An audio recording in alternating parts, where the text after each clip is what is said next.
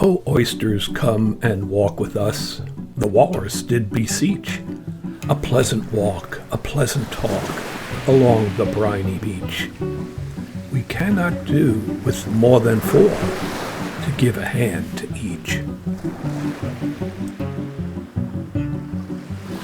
The eldest oyster looked at him, but never a word he said. The eldest oyster winked his eye and shook his heavy head, meaning to say he did not choose to leave the oyster bed. But four young oysters hurried up, all eager for the treat.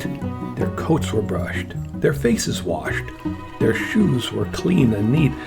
And this was odd because, they haven't any feet.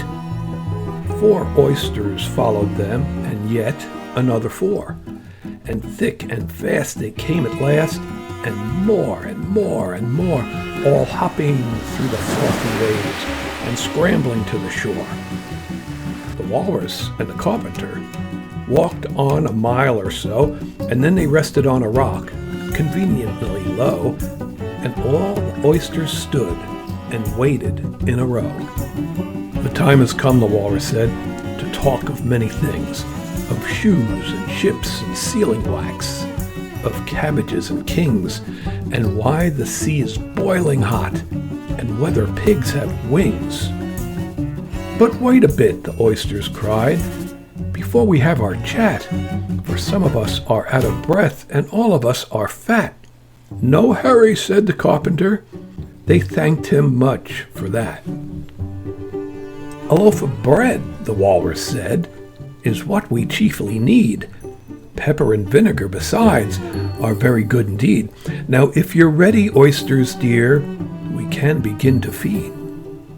But not on us, the oysters cried, turning a little blue. After such kindness, that would be a dismal thing to do. The night is fine, the walrus said. Do you admire the view? It was so kind of you to come, and you are very nice. The carpenter said nothing, but cut us another slice.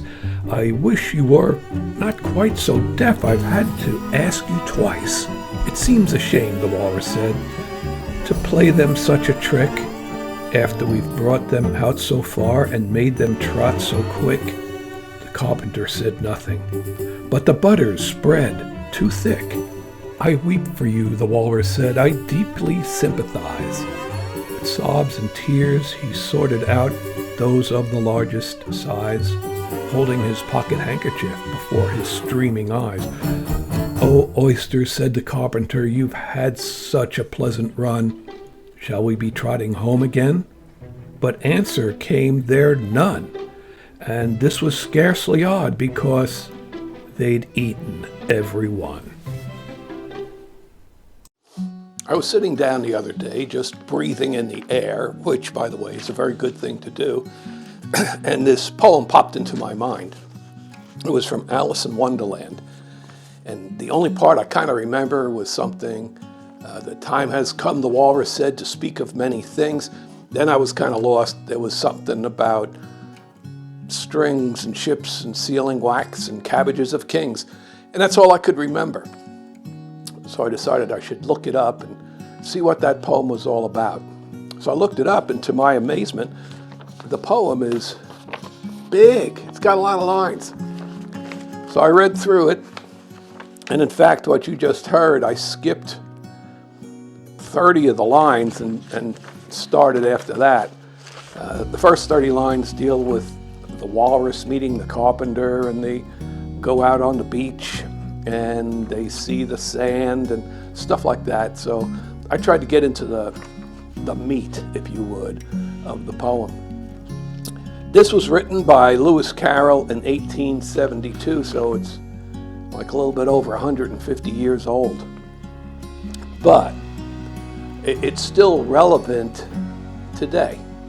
It's more to it than just a funny kind of poem. I think the poem's about con artists and how they can take you, and scam artists and how they can take you. I always used to say there's no such thing as a free meal. And In this poem, it's a lot about the walrus and the carpenter and about oysters. And the walrus and the carpenter give the con to the oysters. And the oysters gleefully follow them, thinking they're going to get a free meal, only in the end to be the meal. So even today, we still got those con artists out there. Used to call them snake oil salesmen. It would cure everything. And what was it? Some water they poured in from a creek or mixed some tonic together. It cured nothing. But as long as there are people that'll believe the con, there'll be cons. And in today's world, we still got them. You get phone calls from scam artists. You get emails from scam artists. You look at TV and you hear politicians putting on the con. They're out there. So the thing of it is, don't get conned, don't get scammed. Think about everything that you hear and just don't believe it. Dig into it and look into it and look for the facts. Don't be confused by the cons. Hey guys, thanks for listening. Have a wonderful, wonderful week, and we'll see you next Thursday on Embrace the Journey.